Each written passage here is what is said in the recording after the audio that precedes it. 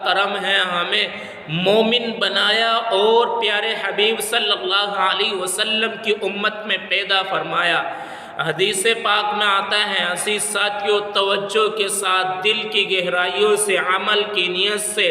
آپ صلی اللہ علیہ وسلم کی حدیث کو اپنے دل میں بٹھا لینا تو انشاءاللہ کامیاب،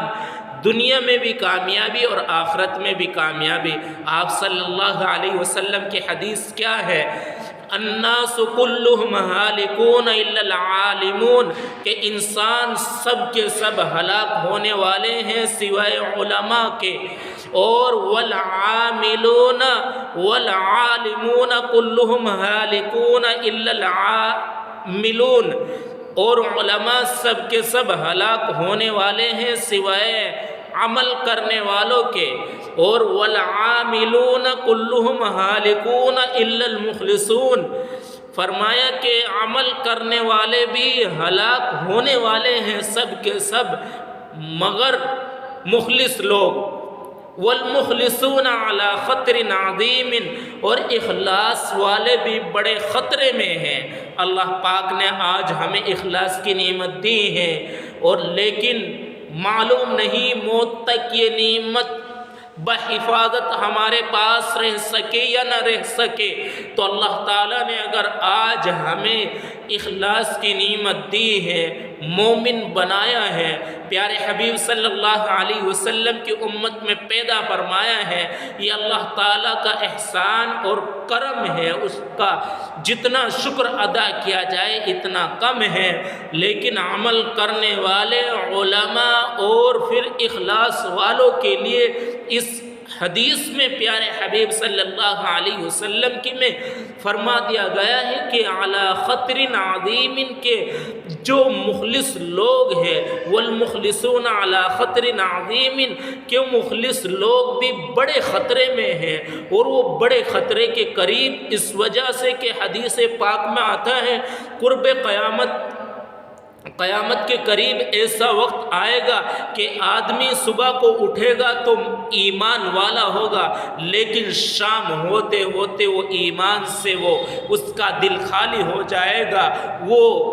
دل بالکل محروم ہو جائے گا ایمان سے۔ تو میرے بھائیوں، مومن بندے کو اللہ تعالیٰ سے ڈرنا چاہیے اور اپنے اس ایمان کی حفاظت کرنی چاہیے۔ ہمارے اسلاف صحابہ کرام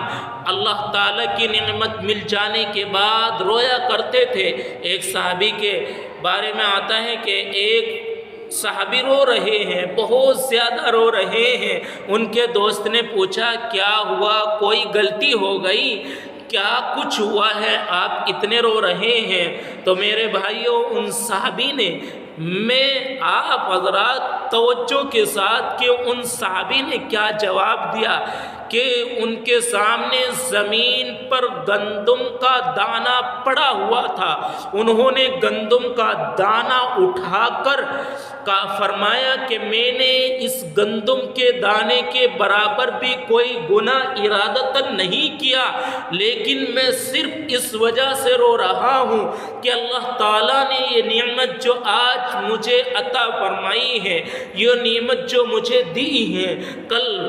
قیامت تک، کل آخری وقت تک، کل میرے سانس نکلنے تک یہ نعمت میرے پاس بحفاظت محفوظ رہ سکے یا نہ رہ سکے۔ تو میرے بھائیوں، یہ میرے اور آپ کے لیے عبرت ہے، نصیحت ہے کہ صحابہ کرام عبادت کرتے تو تب بھی روتے تھے، تلاوت کرتے تو تب بھی اللہ سے ڈرتے تھے۔ آج اگر انسان کے اندر تھوڑی سی عبادت کے لیے تھوڑی تلاوت کر لیتا ہے، تھوڑا غریبوں کی مدد کر لیتا ہے، تو اس کے اندر بہت سارے کے اندر بڑائی آ جاتی ہے، لیکن اس بڑائی کے پیچھے اگر ہم